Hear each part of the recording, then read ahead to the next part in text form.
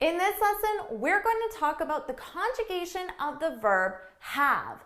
This has been requested by many students because they see have had, has had, and they get confused. So let's talk about that today. Of course, I'm Jennifer from jforrestenglish.com, and this channel is dedicated to helping you sound like a fluent, confident, natural English speaker. Now, before we go any further, make sure you subscribe and hit that bell icon so you're notified every time I post a new lesson. And let's dive in with this video.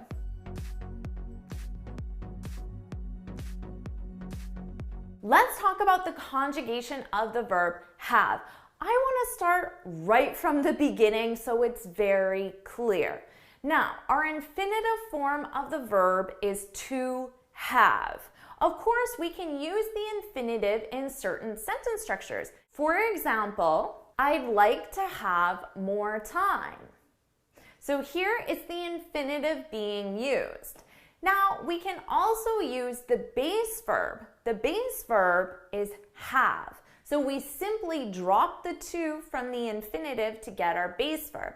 We can also use the base verb in certain sentence structures. For example, I'll have time tomorrow. Here we're using it in the future simple. We need will and a base verb. Our base verb is have. I'll have time tomorrow. Now here's where things get tricky. In the present simple form of the verb, we have two options. We have and has. Your choice depends on the subject. We use have for the subjects I, you, we, and they. For example, they have 2 kids. Now, we use has in the present simple for the subjects he, she, and it are third person singular. For example, she has 2 kids. The past form of the verb is had. This is for all subjects. For example, she had a muffin for breakfast. Now here's where things get tricky for students. Let's talk about the present perfect. So the present perfect with the verb have can be formed in 2 different ways.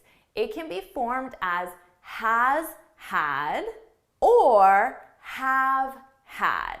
Now, had is the same for all subjects. It doesn't change. But has and have changes according to the subject. You already learned this with the present simple. So you know that we would use have had for our subjects I, you, we, and they. For example, we've had enough. And we use has had for subjects he, she, it, the third person singular. For example, she's had enough. Now notice how I'm using a contraction. I've, you've, we've, they've, she's, he's, it's. Native English speakers always use contractions with the present perfect, so I encourage you to get comfortable with that. So just remember, your choice between have had and has had depends on the subject, and we use has had for third person singular, he, she, it, and we use have had for all other subjects, I, you, we, and they. And now we come to had had. This sounds really bizarre, right? But it's grammatically correct because this is the past perfect form of the verb. Now, had is used for all subjects, so it doesn't change. We use had for I, you, he, she, it, we, and they. So this one is easy to remember. You just have to remember that had is the past perfect, and have had and has had is the present perfect. That's the thing that you need to remember. Now, native English speakers also use contractions with had. So you're not going to hear a native speaker say had very often.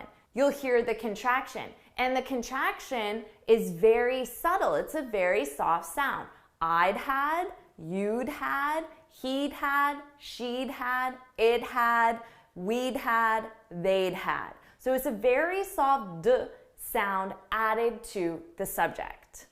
For example, he'd had a busy week. He'd had a busy week. So notice it sounds very similar to he had a busy week, which is just the past simple form of the verb. So let's listen to those two sentences again.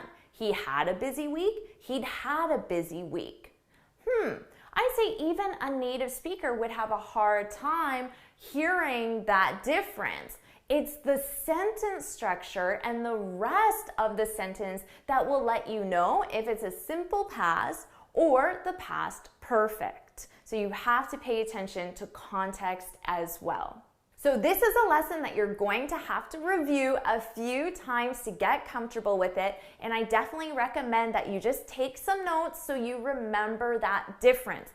And now I want you to practice. So of course, I want you to leave a present simple sentence, a past simple sentence, a present perfect sentence, and bonus points if you can leave a past perfect sentence as well. And remember, your conjugation depends on the subject. If you found this video helpful, please hit the like button, share it with your friends, and of course, subscribe. Now, before you go, make sure you head on over to my website, jforrestenglish.com, and download your free speaking guide. In this guide, I share 6 tips on how to speak English fluently and confidently. And until next time, happy studying. Wow, this was a big lesson. We talked about a lot. You're definitely going to have to watch this a few times and make sure you do the practice, because it's from you writing out the sentences and seeing the subject-verb agreement that you're going to get really comfortable. So take the time to write the sentences in the comments, and I'll see you in my next video. Bye.